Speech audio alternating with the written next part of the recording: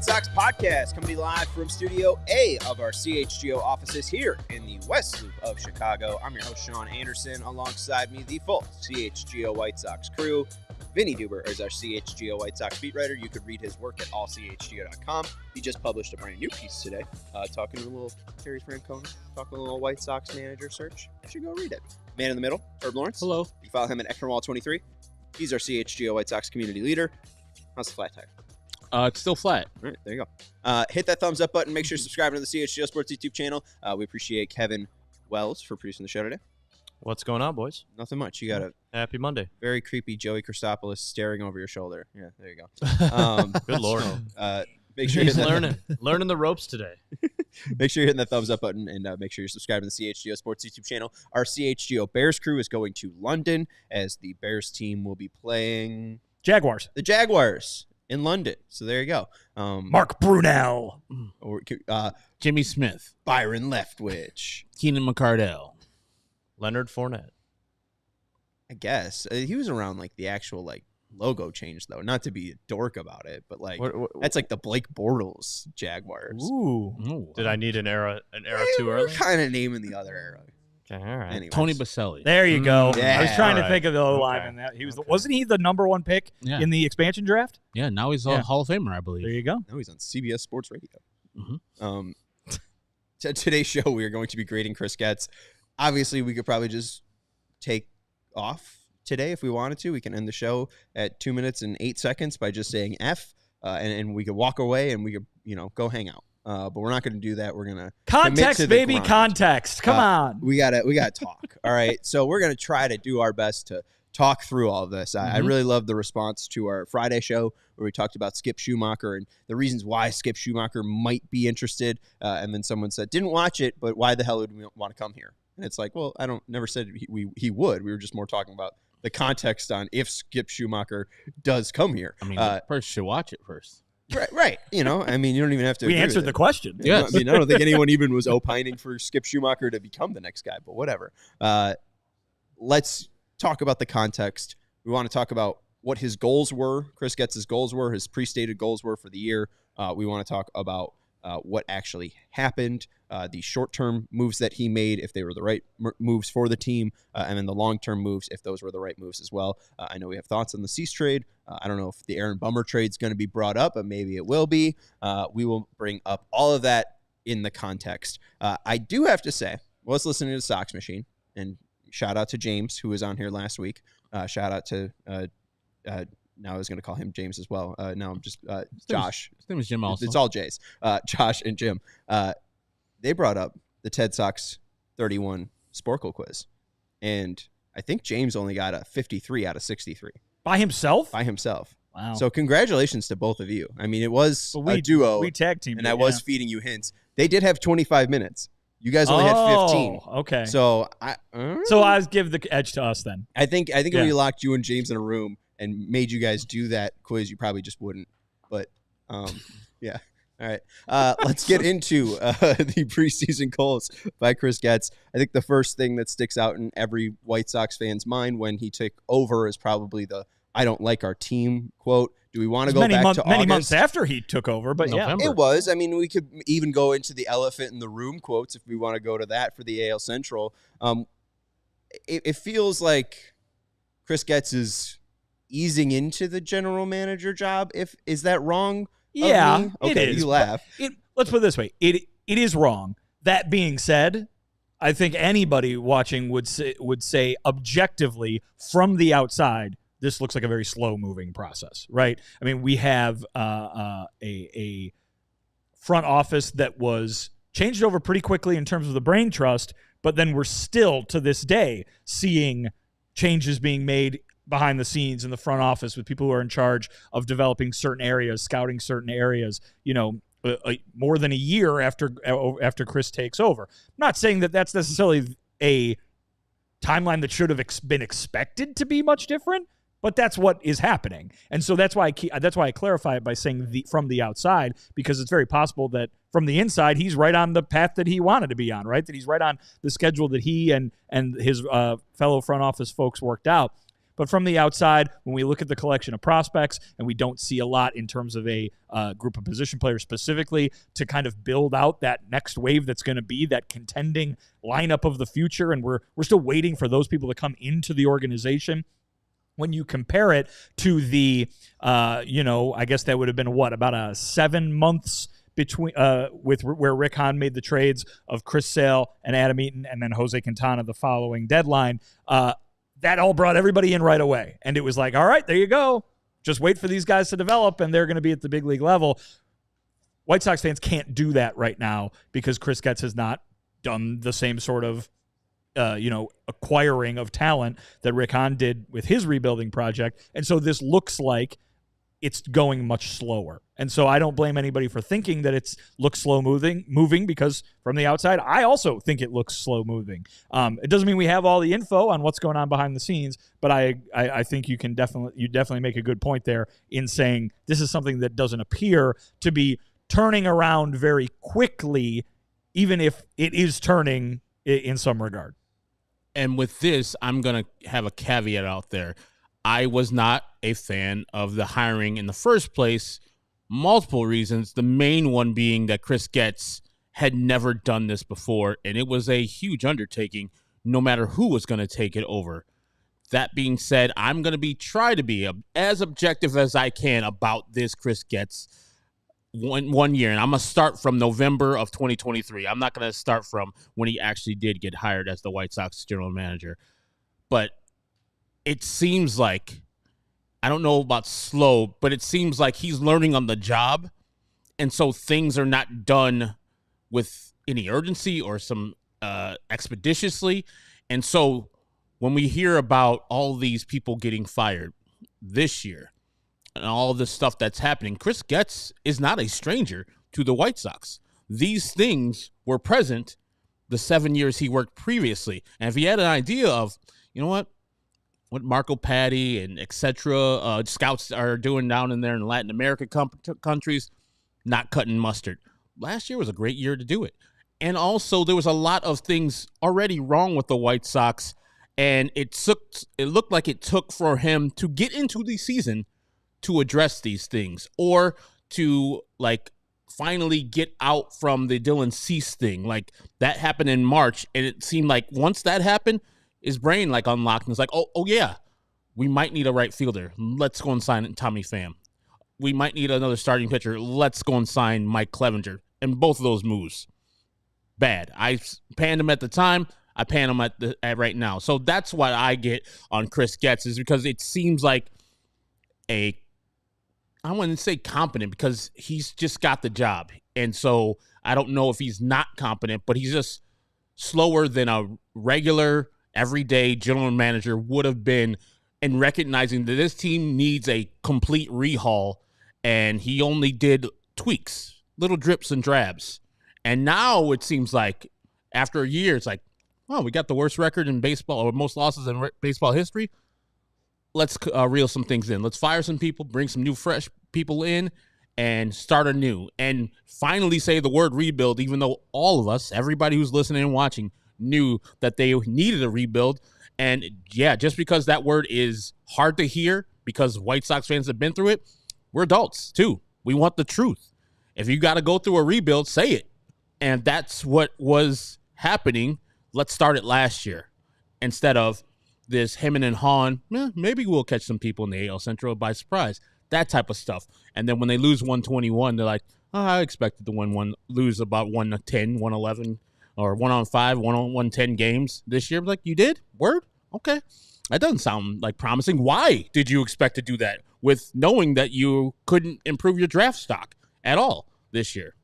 That's the things that I have problems with Chris Getz. The Jerry quote was, the conclusion I came to when hiring Chris Getz is what we owe our fans and ourselves is not to waste any time. We want to get better as fast as we possibly can. If I went outside, it would have taken anybody at least a year to evaluate the organization, yada, yada, Branch Rickey, yada, yada, Branch Rickey. At least to your point about Chris Getz finally making some moves. We did hear from Francis Romero and James Fox. The Chicago White Sox have let go of several area scouts in the Dominican Republic, and then James added that the international operation is in motion. Some scouts in Venezuela have been fired as well. Change is necessary and overdue. There was also scouts assigned in Mexico and Panama that were relieved. So You didn't say that right. Huh? Panama. Panama. David Lee Roth rolling his grave, even though he's not dead. You're the singer, and you're not gonna jump in at all. I love Van Halen. So you don't want to besmirch Van Halen. Exactly. I know it's a sidetracked everything. Did you know that he was like a paramedic? Chris Getz. No, Diamond Dave? David Lee Roth. Like after he was David Lee Roth. Like he signed up to do that and was a paramedic. Nice. Like when Shaq became like a deputy sheriff, Yeah. that kind of thing? But okay. no, but actual. Like he would work. David Lee Roth would actually work. It's weird. You're just having a heart attack and all of a sudden Diamond Dave shows He's like, up? Like when Charles Tillman became an FBI agent. True, and I then do. showed up to Hallis Hall and rated it. Hit the thumbs up button. Make sure you're subscribed to the CHGO Sports YouTube channel. We're getting close to hitting the break, but we should get to, again, what Chris said in November, right? That was the GM meetings? Yes. So he was asked, what direction are you going in?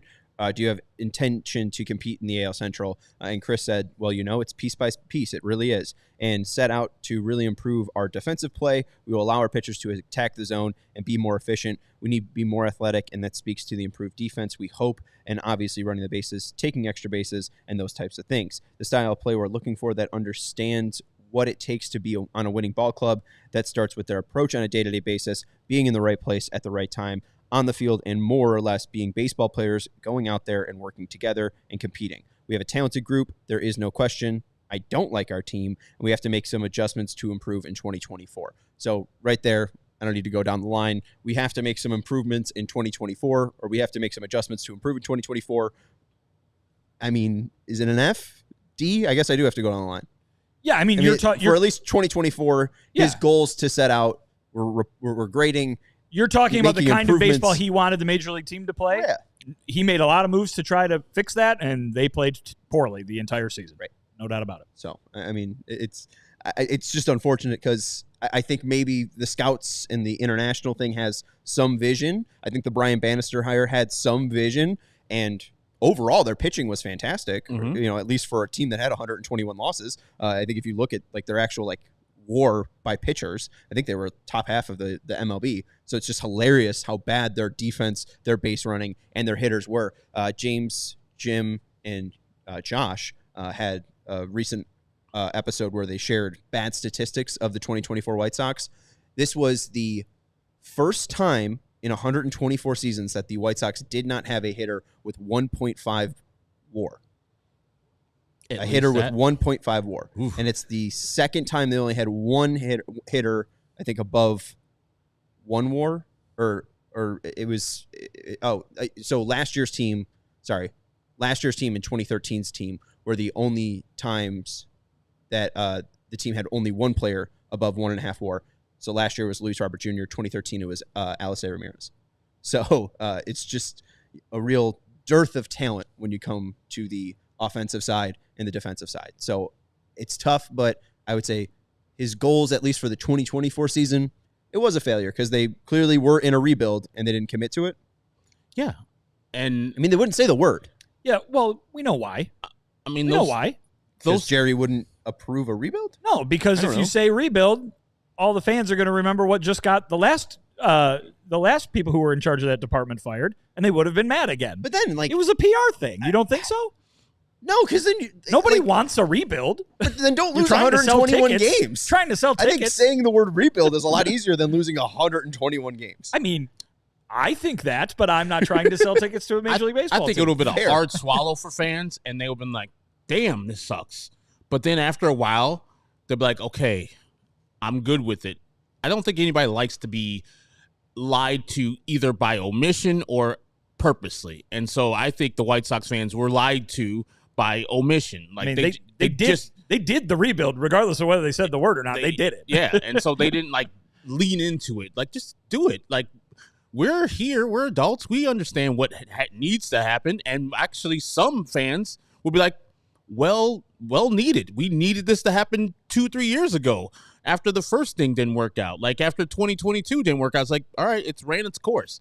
And also I think that him not firing Pedro earlier in his tenure, mistake. Like it doesn't, like Common says, it doesn't take a whole day to see sunshine or to recognize sunshine. So I knew that Pedro Grifol wasn't the guy. And after the 3-22 start, what's there to see? You're out of the playoffs. So you're already done. Your season's over. Might as well just purge that and try to get some newness in there. Well, and we were kind of laughing at the Grady thing. We got to take a break, but we were laughing at Major League coach, and kind of felt like he had some kind of steam to be the next guy. Let's take a break. We're gonna let you know about Game Time and our friends over at Shady Rays. Herb, take it over. Game Time has a new feature called Game Time Picks that makes getting tickets for your favorite live events even easier.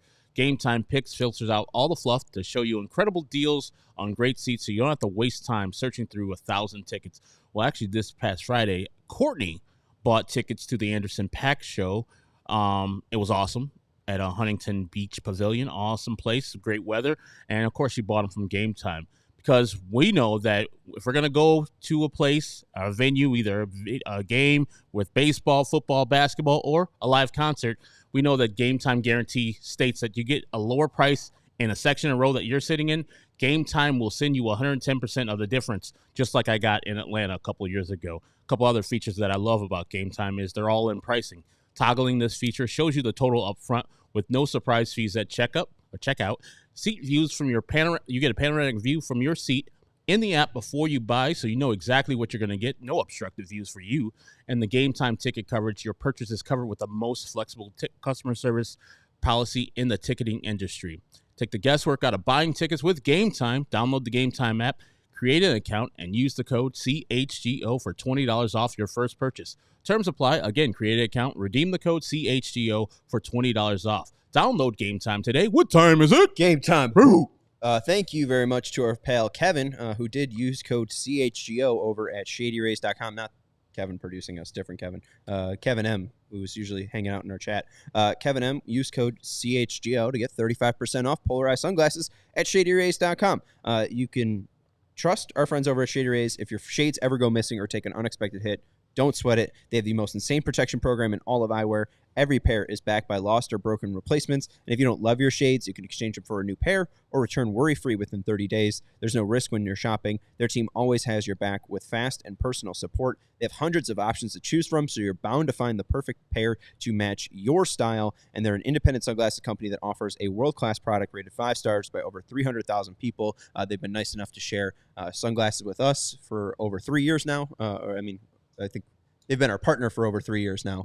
Vinnie has his. I have mine. Mine have been very durable and have lasted for 3 years. So thank you to Shady Rays for the best sunglasses of my life. Head over to shadyrays.com, use code CHGO, and get 35% off polarized sunglasses. Try for yourself the shades rated 5 stars by over 300,000 people. All right. Another quote that stuck out before we get into the short-term moves. This is also back from the GM meetings. So much of this is going to start from the top, Chris Getz said. It's going to start with me. Players, staff, anyone in this organization needs to know what we're about and where we're moving forward. We really need to establish the identity of what the White Sox are about. I feel like we've lacked that, so I've set out to do that right now. And eventually these players will go out there and meet expectations, but the ultimate goal is to go beyond expectations. That's when you have a strong culture.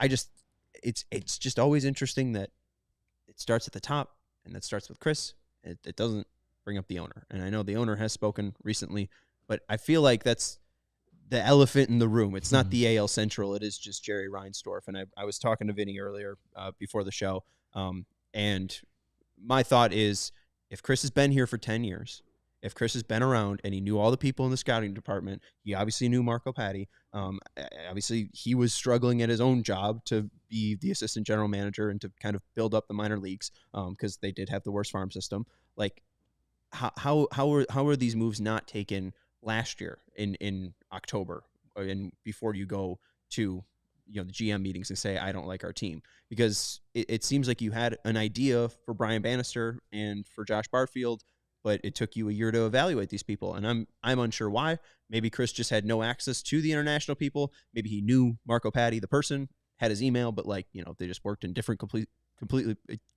different places. And now he was truly privy to the full scope of the White Sox. It's tough for 2024 just because there was such a flop of a team. But at least to the culture part, it sounds like there's some progress being made because Grady, we love him. I mean, yeah, I guess. You know, I think those things are maybe a little bit more year to year. When you're talking about a major league clubhouse, I think the things that Chris Getz was talking about then certainly apply to the major league team, but I think they were very much organizational, what he was talking about back in last November. And, you know, maybe there is progress being made on those fronts. You got, you know, some new staff members down in the minor leagues who have turned some things into some real success when you look at what they were able to do at the AA level and even the low A level. You know, you've got different people in the front office who you keep bringing up. Bannister is this home run hire. Chris Getz made the hire, you know what I mean? And so in bringing in Barfield and Watson and Jin Wong to kind of help build out things for the long term.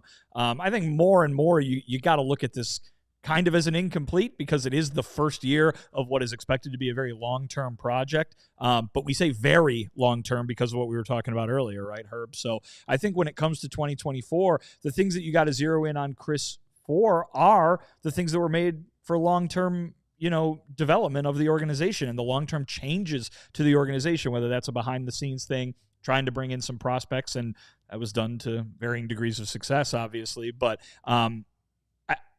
I honestly think you can't crush him for them losing 121 games. You can crush him for how they lost him.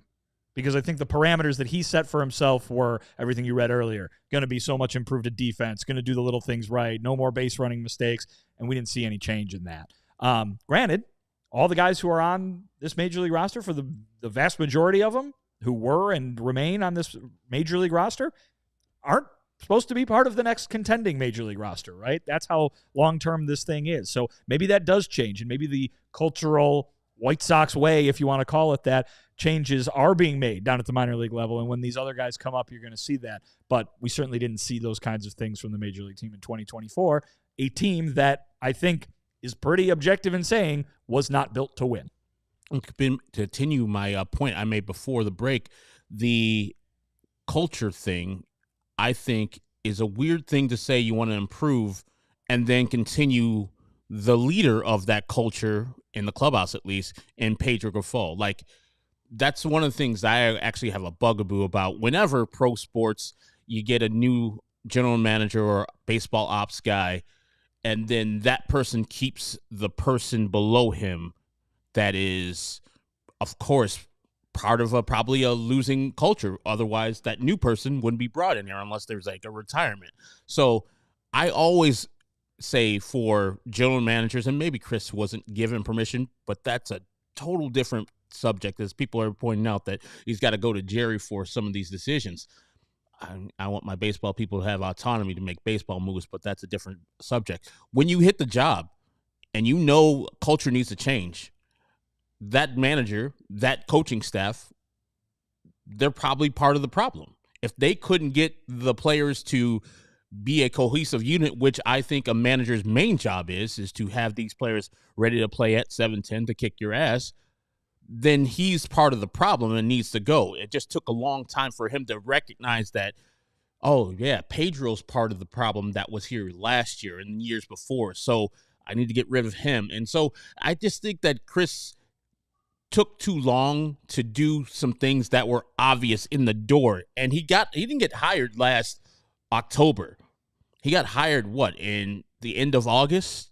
Yeah, last day of August. Yeah. So, like, he had time to evaluate the last month of the regular season, know exactly what was going wrong with the clubhouse, going wrong with the organization, give a assessment of that, and say, all right, I'm going to hit the ground running right now in this offseason. Maybe I don't get everything done, but I'll get a good majority of the stuff done so it can just be ready to go when we hit the season in 2024. And then in 2025, I'll further those efforts because this is not a one-off season type of rebuild for this team and the organization. So I just think that maybe the offseason, he's a little bit more comfortable in his skin, a little bit more comfortable in the job, and he can see the things that need to be changed. But for 2024, he did a lot of things that were unnecessary and slow, and especially those signings of Pham and Mike Clevenger, which he got nothing back for. It's like 0 players back for those 2 players. And I know he was part of that whole Fetty trade, but you also traded Michael Kopech in that, and you see him pitching in the AL or in the NLDS right now. Barely got anything for him. And the player you got back doesn't know how to hit anymore. Like, forgot how to hit. Like, however you thought how bad he was a Dodger major leaguer, he was worse as a White Sox, and he had more games. So he had fewer home runs, less doubles, less hits as a White Sox than he did as a Dodger. So as of 2024, man, it's just been horrid for Chris Getz.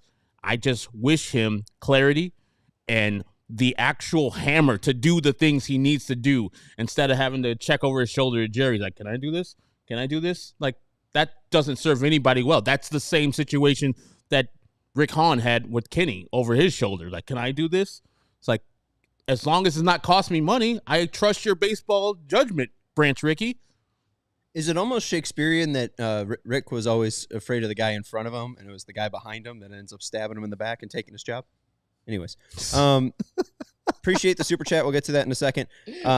There was something, too, in this GM meetings where from last year, is Jerry okay if the turnaround takes more than a year? And Chris said, for me, it's to say that this is the bar for this year and this is the bar for the following year.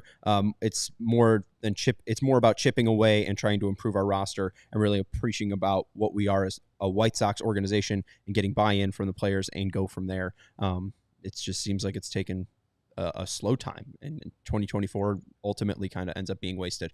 We got 3 minutes until the break, so let's go to the super chat from Months Behind. Thank you very much for the $5 super chat. He's calling out Vinnie. We got to get like a graphic and some sound like whoosh, the hot seat. Can Vinnie answer that question for me about minor league development? The question was, Chris Getz was the minor league player development person, right? How come we How come we have not had any development from prospect batting wise? Again, Chris Getz's title by 2021 was assistant general manager to then GM Rick Hahn. And that was added. He had been for some time earlier the head of the farm system and the head of player development, which he still was before he was promoted to take over the entire department. So to answer your question, or to acknowledge it, yes, the White Sox have not had much success in turning highly rated prospects or not highly rated prospects on the position player side into stars at the major league level to a degree. I think that overall, absolutely, that's a great point, and certainly it's their weakness right now, right, is that they don't have that collection of highly thought of position player prospects. But I would say this: Chris Getz was the head of the farm system when it was very, very well thought of after all those trades were made, right? So the idea that Eloy Jimenez and Luis Robert Jr. and Yohan Moncada, as well as folks on the pitching side like Dylan Cease and Michael Kopech, they were in they get brought into the organization. Chris Getz is the head of player development, and they make it to the major leagues as the biggest hyped prospects the White Sox have ever had, right? I believe well, that actually might not be the case. I don't know when Chris Getz took over that job, but Tim Anderson counts as somebody that the White Sox took from. He worked there until 2016. Yeah. So 2017, 2021. And 16 is when TA came up. So, okay. But I guess my point, too, TA comes up and he turns into an all-star, turns into a batting champion. Eloy Jimenez, Luis Robert Jr., Tim Anderson were all silver sluggers at one point. This is not enough, obviously, but there is a little bit of that. I think at the end of the day, it is a problem. They did not have the depth, past all those guys, even if you want to count those guys as successes from the player development side. There was no one underneath, right? And the idea was that was going to be a sustainable project because there was going to keep being these waves and waves of prospects that kept coming. That didn't happen. Some of them got traded away. A lot of them just didn't pan out. And now it is kind of a slow build back. They are in a better spot now than they were. That's maybe a low bar to clear, but I think that to answer your question, there's a lot of reasons why it didn't happen, but I think Getz probably gets the kind of mixed bag resume that a lot of people in charge of player development are when it comes to getting some guys all the way to the majors and to hit on the hype, and then some guys not so much. We are running into a break. We appreciate that. Super Chat months behind. Thank you again to Christopher McKinney as well for the Super Chat, the $2 Super Chat. He has a question, but we'll get to that after the break. Vinny, yes, do you want to let us know about our friends over at Empire and our friend Lynn Haldren and that lovely bobblehead? Boy, do I. With Empire Today, you get shop at home convenience, the right product for your needs, quick and professional installation, and a low price guarantee. Empire Today is the best place to get new flooring, so of course they have copycats. But Empire can't be beaten on quality, service, or speed, so competitors advertise low-quality products that Empire simply won't carry. Empire won't promise the lowest prices because anyone who does that is putting flooring in your home that they would not put in theirs. Empire keeps shopping for floors simple with a curated product selection. Empire's philosophy is to help you find what you need, not overwhelm you with thousands of choices and substitutes. What they leave out of their selection is just as important as what they put in. Empire's product team exhaustively combs through thousands of product samples each and every year to find the perfect styles. Check out Empire's virtual floor designer. It is a great way to see how floors will look in any space. It's easy. Just snap a picture and instantly see how new floors will look in your room. So here you go. Schedule a free in-home estimate today. All listeners can receive a $350 off discount when they use the promo code CHGO. Restrictions do apply. See EmpireToday.com/CHGO for details. And because I got criticized for not letting anybody else sing with me last time, are you ready, boys? Yes. 588-2300 Empire Today. Thank you, Vinny. Thank you. Appreciate it. We also want to let you know about our friends over at Rugged Road. Rugged Road is dedicated to creating innovative and durable outdoor gear for adventurers who demand the best. Their products are designed with the highest quality materials and craftsmanship, ensuring they perform in the toughest conditions. Whether you're on land or water, Rugged Road gear is built to accompany you on every adventure. They're floatable. One of the most unique features of Rugged Road's coolers is their ability to float upright. You'll never lose a drink, and their lightweight design is unlike any other heavy-duty cooler. Rugged Road coolers are incredibly light, making them easy to transport on any trip without compromising on performance. They are durable and dependable. They're crafted to handle the toughest environments. Their coolers are built to last, ensuring that they can keep up with any adventurer. Their coolers are guaranteed to keep their contents cool for up to 7 days, but oftentimes much longer than that. And they're perfect for a variety of outdoor activities, from fishing and tubing to camping and tailgating. These coolers are designed to meet the needs of every outdoor or sport enthusiast. So gear up with your next adventure with Rugged Road coolers. They're reliable, durable, and built to be used. Rugged Road is your ultimate outdoor companion. Head to ruggedroadoutdoors.com and use code CHGO for 10% off. That's ruggedroadoutdoors.com and use code CHGO for 10% off. And we got a Euro super That's chat. an English pound. Sean. An English pound. Come on now. Are you sure it's not sterling? Or quid. This is what Braggs is got to get all his cash changed over to when he goes to London this week. That's true. Yeah. Thank you to our friend Ian from across the pond, and we will try to decipher this. As he said, should read first, proper test, my typing. So is Crochet returning the first proper test for Getzs? He is the one that's about to be back top. He's the one that's supposed to bring back top pretty prospects. Thank you. Appreciate you. He's got it. The translation over here. It's there. Yeah, I mean, I'm so glad Vinny's been across the pond. A different pond, but haven't you? Yeah, but Vinny, Vinny was in Australia.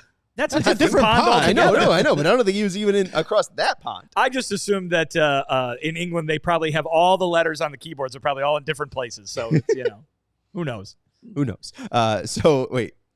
Do you think that's his first test is what Ian's asking? Is trading Crochet his first test? It's a test. It's not the first one. No. And I think we'll probably get into it as we move along here. But, I mean, he had Dylan Cease to trade with 2 years left of control. The guys that he traded at the deadline were not quite as impactful in terms of the return that they would generate than Cease and now Crochet. But, I mean, that is a test, certainly. And it is maybe a rare test because who else do you trade to bring in these position player types? Or do you just have to sit and wait for a draft and to draft? Because when Miguel Vargas, for example, doesn't work out, and again, that's not a guy who necessarily needs to the same marquee type trade that a Cease or a Crochet would be. But if Miguel Vargas doesn't work out, how many more chips do you have to play in terms of bringing back this big package? Yeah, and I think, as Vinny said, his biggest test is already, or his first test has already happened with the Dylan Cease, and that I think he was fine. And I judge trades usually at the time they're done, not by the results of those trades. But I think this crochet, whatever you call it, sweepstakes, putting him out there, will be his biggest test at the date, because, really, Dylan Cease was a known quantity, and you had suitors out there that you could trade for him. Garrett Crochet is kind of a known quantity. Like, he is who he is this year, and he's pitched a certain amount of innings, and he's a starter now. Establish that, but it's only 1 year.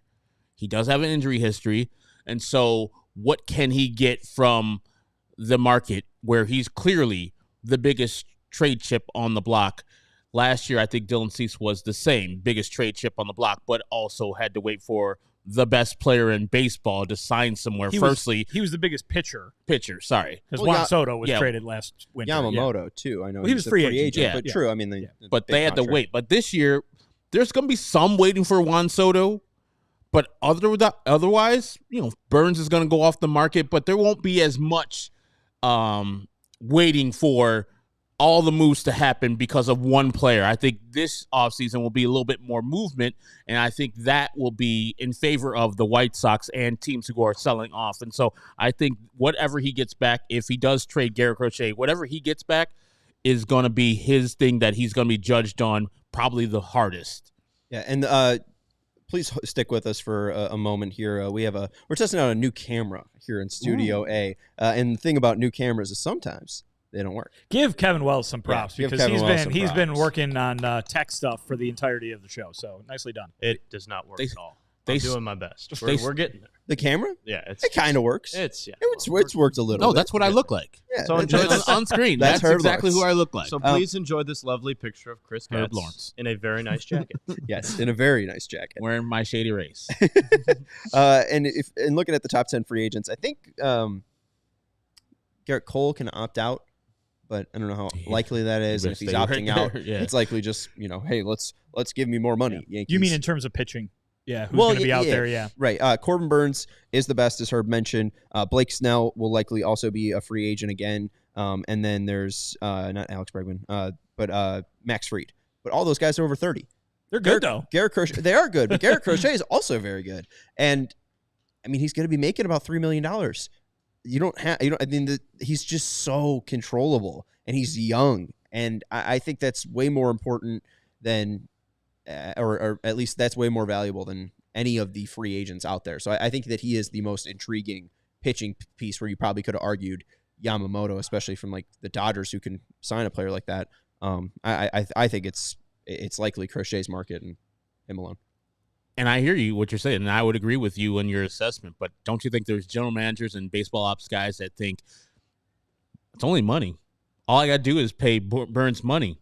Don't have to give up any of my prospects to acquire Burns. And what, 25, 35? Yeah, but $25 to $35 million.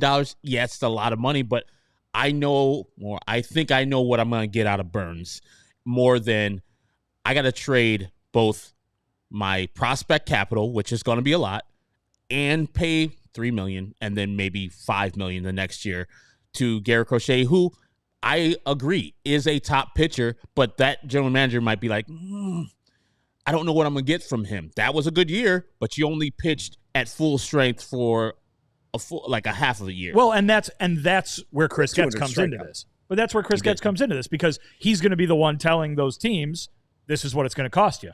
Because what did the Orioles do last winter? They had no trouble trading with the Brewers for Corbin Burns. They didn't trade for Dylan Cease. No. They could have. They could have, should have. But they didn't. Is that going to come around again, where the Orioles are going to balk at what Chris Getz is asking for? Not necessarily because we don't want to give up any of our prospects, but because we don't want to give up that price for that guy. Maybe it is more worth it to go out and pay Burns or whoever it might be again. I don't know. I mean, and even with the Burns thing too, I mean, you could have made the argument that Burns was ultimately cheaper because you wouldn't have to, pay him the next year. It was just for 1 year. Yep. And Burns was looking. He was excellent. Coming off a Cy. I don't think he was coming off a Cy Young. It was the season prior, but I mean, he had more of a resume. I understand he still has more of a resume, but you're talking about hundreds of millions of dollars compared to $3 million, and that other hundreds that you're saving. Yes, you might give up a prospect, but you could also go and sign like an Alex Bregman with that money. And then is it Alex Bregman and Garrett Crochet and bye-bye prospects? Like, oh no. I mean, if you're a real contending team, I don't think the prospects matter too much. There was one more question too from Christopher McKinney. He did send a super chat, so I just don't know if this was supposed to be tagged along with it.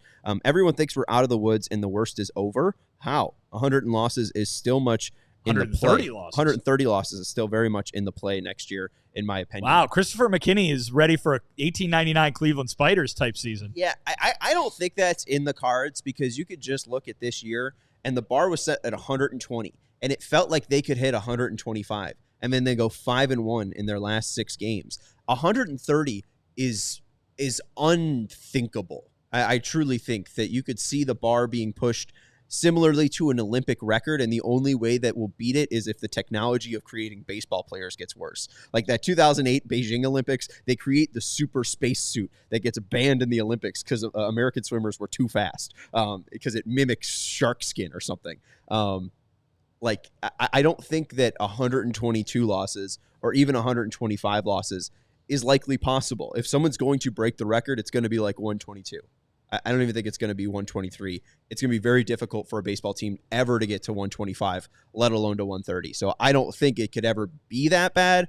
I think you saw the worst baseball team possible this year, and with a new manager at the helm that cleaned up clubhouse, I think they'd be more similar to the Angels of this year rather than the White Sox of 2024. To Christopher's point, though, the beginning of it, yeah, just because they lost a record number of games doesn't mean they're out of the woods. Sure. If they lose, let's say they win 21 more games next year than they did last year, right, that's still a 100-loss season and one of the worst seasons in the history of the franchise. Yes. So, I mean, that by the idea that they're not out of the woods, I would absolutely say that that's very possible. 130 losses, you're going to need to replicate the situation that was going on in 1899 when the Cleveland Spiders were basically a AAA team for another major league team. You were going to need like another pandemic, and somehow like still baseball gets played. Like you're going to need a just completely drained team. Just to put it in perspective, there was 6 100-loss seasons for the White Sox in their history. The previous franchise record in 1970 was 106. This team beat it by 15 games. Champions. 15 losses. Champions. Insane. They're great. But I will push back against you, and I get what you're saying, Sean. Like, this took a mammoth effort for the White Sox to be as bad as they were. But just think about how much goodness they had on this team, and when you talked about their starting pitchers. Eric Fetty was part of that. Like, he held this thing together for a minute. Same thing with Garrett Crochet. And they're not going to be here for the full 2025, more than likely. Yeah, you're probably going to get a bounce back year from Luis Robert Jr. if he's here.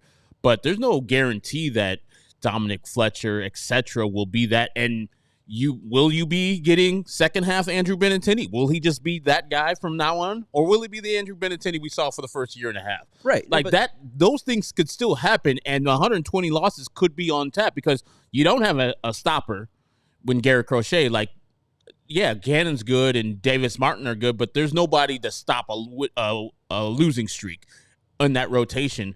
And if somebody doesn't hit, like they don't have any actual major league hitters. You just said that they don't have any position player over 1.5 WAR, which is very low. Very low. What, 2 is as a starter, right? Is that the whole scale? Like if you are a 2 WAR player, you should be a starter in the major leagues. And they don't have that on their team. And they're going to be bringing back the same type of players and not going to get improved players and expecting the players that showed up for 2024 just to get better just because the year has gone by or by hoping. I could see this thing going off the rails again next year, especially if they don't make the right managerial hiring where the same shenanigans goes on the year before that happened in 2023. Yeah, I think Chris's statement this year was, we were thinking 110 losses, but these are the cards that were dealt. Like, I would definitely push their projection to include 121 losses again. I don't think they're going to be that drastically better, but I mean, I do think Davis Martin's pretty damn good. I do think Cannon's pretty damn good. Mm-hmm. We might see Noah Schultz at some point in 2024. I don't know. I mean, Crochet was 6-12. I mean, even Crochet being as great as he was, 200 strikeouts and all, he still only had 6 wins on this team. He wasn't even a stopper. Like, the offense is still going to be terrible. I'm not against you on that. Mm-hmm. But, I mean, are they going to be this bad? Are they going to have this much luck or bad luck? Are they going to be able to play a little bit cleaner of defense? I don't know.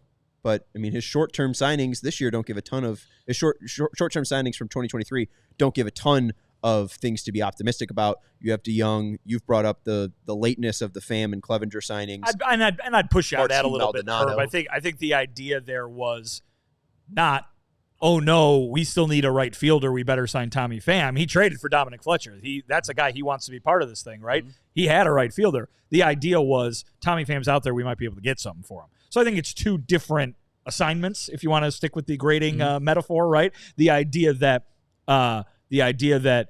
he was late to the party in signing guys, I don't think is correct. But the idea that those guys that he brought in with the intention of trading them, it didn't work. And boy, did it not work with Mike Clevenger. My goodness, that was atrocious. He only pitched 3 games, never made it 5 innings, and they gave him $3 million, so you couldn't turn him into anything. Tommy Pham, something, but not much, right? I mean, he was a throw-in in another trade there. So, yeah, that didn't work out. And, you could say the same thing about the guys you brought up who were signed much earlier in the process, I say offseason, but those 2 guys were signed after the season started. DeYoung, did he get anything notable for DeYoung? We'll find out in 7 years when that teenager he got is of major league age, right? Grossman. Got my guy Bubba. But I mean, and Maldonado, they just DFA'd him after the All-Star break. So Tim Hill, they DFA'd. They also DFA'd Brebia. Yeah, absolutely. I mean, the guys who were brought in, if you want to talk about short-term moves, with the express idea that, boy, what if we can turn these guys into anything at the trade deadline? Not only did half of those guys not get turned into anything at all, but the anything that you did get for a few of them is not been terribly impressive to this point. My point mainly was that Major League Baseball, all the rest of the 29 teams in Major League Baseball had a chance to sign Tommy Pham in their offseason. Same thing with Mike Clevenger. And none of them did. That is correct. That's the flawed process I think that he went by saying, okay, no one wants these players, at least at the price that these players are demanding. I think I'm going to sign these players. They're going to play over their skis, and then somebody who rejected them in the offseason is going to pay me with prospects coming back for those players. That was the idea. That, to me, is flawed. It was a bet that didn't pay off. It's a terrible multiple times over, right? Yeah, I hope he learned his lesson from, okay, if a player is not wanted by most major league teams, more than likely that player is either past their prime and or toast. And for a team that's rebuilding, I get it. You want to have the great season from Tommy Pham where he goes off and then some team's like, yes, I need that Tommy Pham. Here's a AA prospect. Tommy Pham's starting every day for a team that's still in the playoffs. He just needs to be average. I mean, not even like a career year or anything. I mean, I think that was just the idea was, as long as he's average, as long as he looks like Tommy Pham, we can move him. And they did. I mean, he came off a great World Series and no one wanted him. That's right. They signed him to a minor league deal. That wasn't that big I don't of a know. risk. The Tommy Pham thing I don't care about. I mean, we could just literally talk about Mike Clevenger. He signed a washed-up scumbag for $3 million. It kind of washes away the Chris Flexen thing. He signs Chris Flexen for $1.5 million. That's a win for him in 2024. Chris Flexen gave you exactly what you wanted from Mike Clevenger. He got $1 million more because he threw you 160 innings. You got a wet turd from Mike Clevenger. So that's the worst signing period. Tommy Pham's not even that egregious. Mike Clevenger was an awful signing. Yes. So, I mean, why are we bringing him back? We talk about revamping the clubhouse and showing guys how to win. We weren't getting that from Mike Clevenger. So, I mean, I don't even understand why we're bashing the Tommy Pham thing that much. I mean, it's fine. I mean, the Cardinals loved him. The Cardinals needed that whole trade to include Tommy Pham. So, I mean, I don't even care about the Tommy Pham that much. He's on the Royals. Yeah. And now he's going up against a Yankee team that's starting John Birdie at first base. That's weird. And no one wanted John Birdie this offseason, especially to play first base. No, he's never done And now it. he's in the playoffs. I mean, just things happen with teams. I mean- so like, I don't care about the Pham one. No, the I Clevenger one was awful. I'm just going back to the process. Like, I wish he doesn't do this again in this next offseason where he's like, has to pick up somebody just to maybe that player having a year that he hasn't had in a while to get something back for him. Just go with the young players that you have on the team already and see what they can do.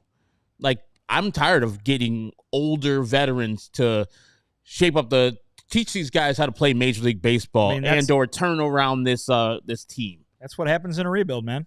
I mean, they ended Go up- back and look at that 2018 roster. No, you know I'm what saying I mean? they could do that earlier. Like, they did the Paul DeYoung thing, and I was against it, but at least they did it early. Same thing with the 5-for-1 trade, which actually turned out well, just because Jared Schuster was better than anybody on that in that trade, including Aaron Bummer. So those trades and those moves, I was fine with after the season was done. I'm just concerned of when it's March, when spring training's already started. Let's go and grab some veteran that didn't get picked up.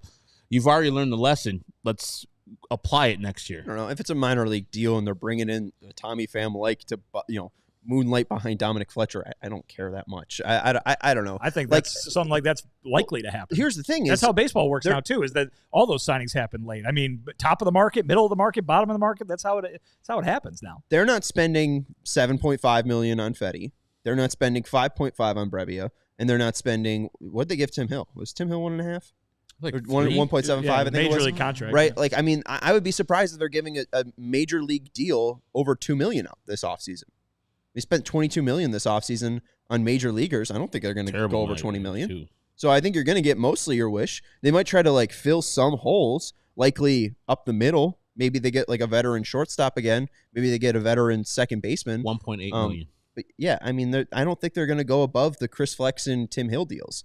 Like at most, we'll probably see like a $2 million guy. I don't know. It's a mess. So short-term moves kind of sounds like an F, unless we want to give a D for Fetty.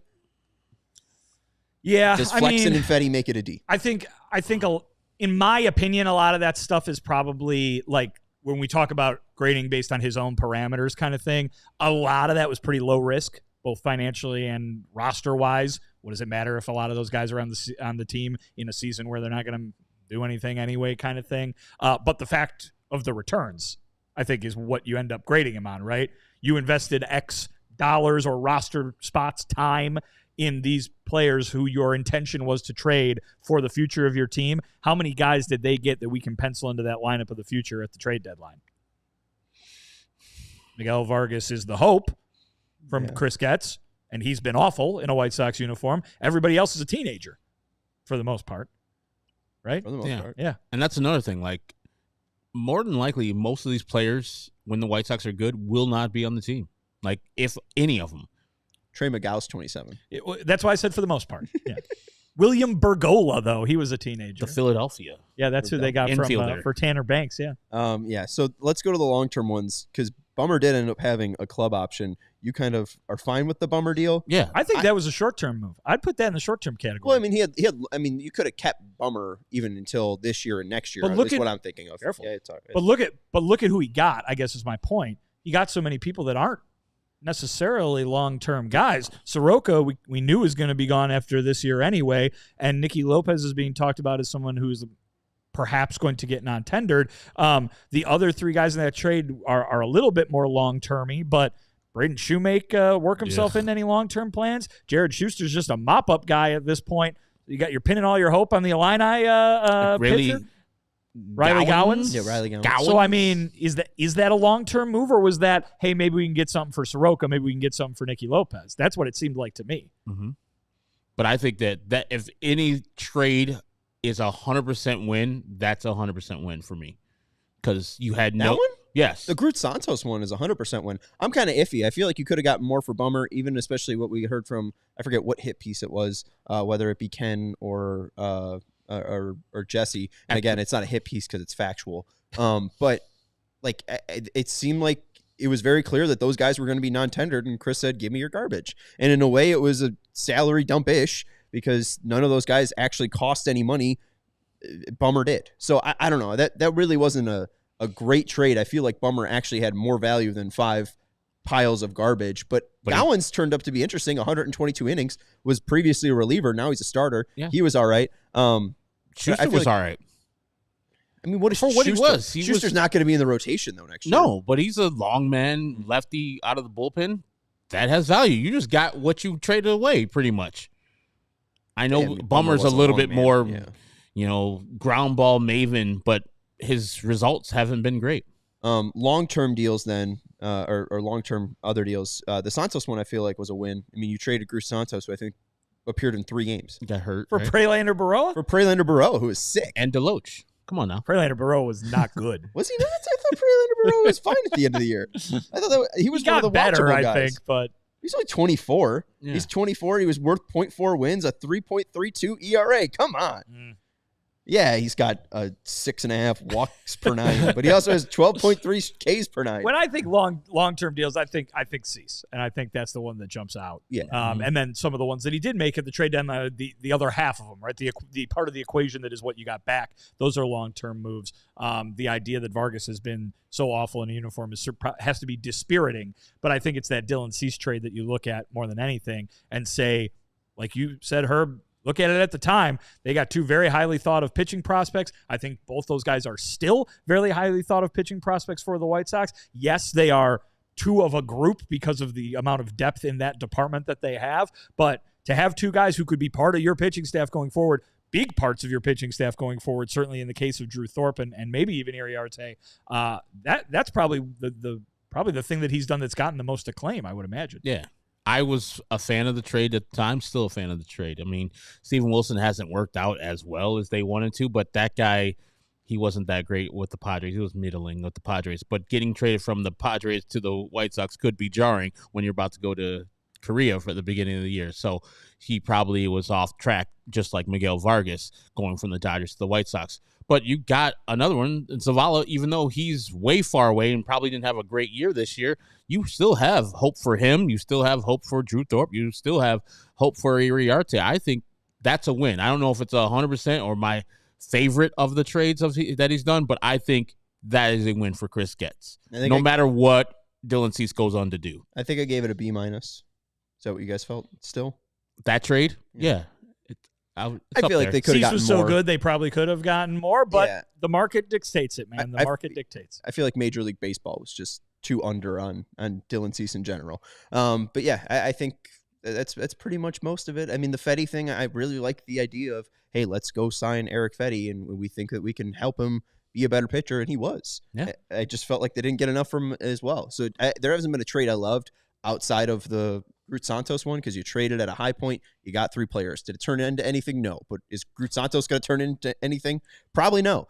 So like, I don't know. I think overall we could just get to the long thing and say we'll give him an F for the entire report card. I'll definitely give him an F. I think even because it sounds harsh to me, but there are ways that it makes sense. Do you feel like the long term was like a little bit more of like a C, maybe a C or a B? I think the long term includes a lot of other stuff, mostly what's going on behind the scenes, and I think that work, which doesn't get the kind of attention that the roster moves do, is probably at this stage way more important, because he's doing work that wasn't being done before, right? He's redoing things behind the scenes that had been the same for decades. Yeah, we're gonna wrap in just a sec, but I mean, I think that was just part of my thing was like, should that work? Does that work count towards this offseason though, rather than last offseason? Like, does that count in the 2024 report card? He did it in 2024, I guess. But most of my stuff was bringing up 2023 GM meeting stuff, so I don't know. Most people want to give him a G. Oh, we also have Kevin Bryant with the super chat. Thank you, Kevin. Why wouldn't we let someone like Chris Getz completely gut our franchise for 5 to 7 years when he has a bountiful history of mediocrity? Not a Chris Getz fan. I also didn't do it. Jerry Reinsdorf did. I don't know. Kevin, I would like to have some say. Kevin, 5 to 7 years is short. He's going to be here for at least 10 to 12. Yeah, I mean, the other guy was here for 15. They won a World Series, though, so there you go. That's Vinnie Duber, our CHGO White Sox beat writer. Go read his work at allchgo.com. That's Herb Lawrence, our CHGO White Sox community leader. I'm Sean Anderson. Thank you to Kevin Wells for his diligent work today, making sure our camera was operated. We will talk to you tomorrow at 4 p.m. Goodbye. We all silly like the mayor.